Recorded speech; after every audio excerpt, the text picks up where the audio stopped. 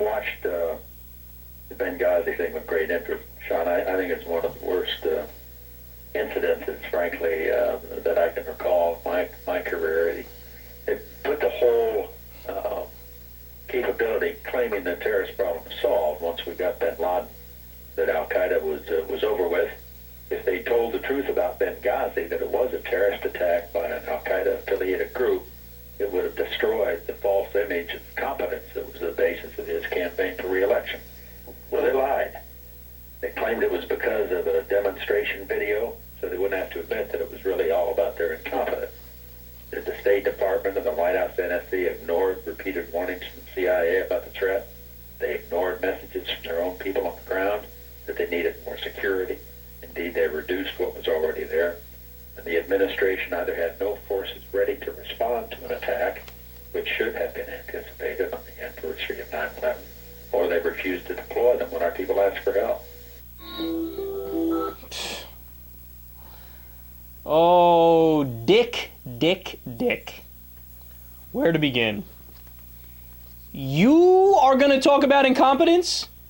You are going to say it's, quote, one of the worst instances, frankly, that I can recall in my career. Hey, Dick, look up the term glass house. The very definition of a hypocrite is somebody who doesn't apply the same standards to themselves that they apply to others. And you want to go issue for issue? Here, let's do that. CIA warning memo. Bin Laden determined to strike inside the United States, right on Bush's desk. What did he do about it? Nothing. 9/11, the worst attack on American soil in American history under Bush Cheney. Consulate and embassy attacks. June 14th, 2002, U.S. consulate in Karachi, Pakistan. Suicide bomber kills 12 and injures 51. February 20th, 2003, international diplomatic compound in Riyadh, Saudi Arabia. Truck bomb kills 17. February 28th, 2003, U.S. consulate in Karachi, Pakistan. Gunmen on motorcycles killed 2 consulate guards. July 30th, 2004, U.S. Embassy in Tashkent, Uzbekistan. Suicide bomber kills 2. December 6, 2004, U.S. consulate in Jeddah, Saudi Arabia. Militants stormed and occupied perimeter wall. 5 killed, 10 wounded. March 2nd, 2006, U.S. consulate in Karachi, Pakistan. Again, seems to be a favorite of theirs. You'd think they'd catch on and do more embassy security, but I guess not. Suicide car bomber killed 4, including a U.S. diplomat directly targeted by the assailants. September 12, 2006, U.S. Embassy in Damascus, Syria. Gunmen attacked embassy with grenades, automatic weapons, and a car bomb. 1 killed and 13 wounded. January 12, 2007, U.S. Embassy in Athens, Greece. A rocket-propelled grenade was fired at the embassy building. No one was injured. July 9, 2008, U.S. consulate in Istanbul, Turkey. Armed men attacked consulate with pistols and shotguns. 3 policemen were killed. March 18, 2008, U.S. Embassy in Sana'a, Yemen. Mortar attack embassy. Mrs. Embassy hits nearby girls' school instead. September 17, 2008, U.S. Embassy in Sana'a, Yemen. Militants dressed as policemen attacked the embassy with RPGs, rifles, grenades, and car bombs. 6 Yemeni soldiers and 7 civilians were killed. 16 more were injured. Overall, there were 11 attacks, over 50 deaths, and 90 injuries under the Bush administration. That's just attacks on embassies. You know who doesn't get to criticize Obama for Benghazi? Dick fucking Cheney. And furthermore, when it comes to the substance of the question, right?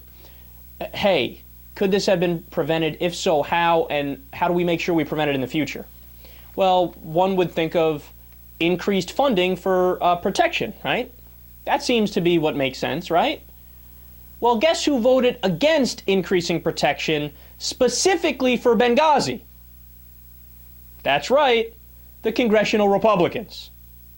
Now, I said it once, I'll say it a million times.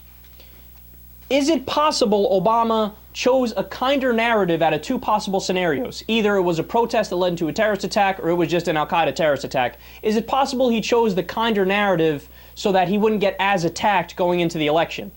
Absolutely, that's possible. Is it an impeachable offense? No, it's not.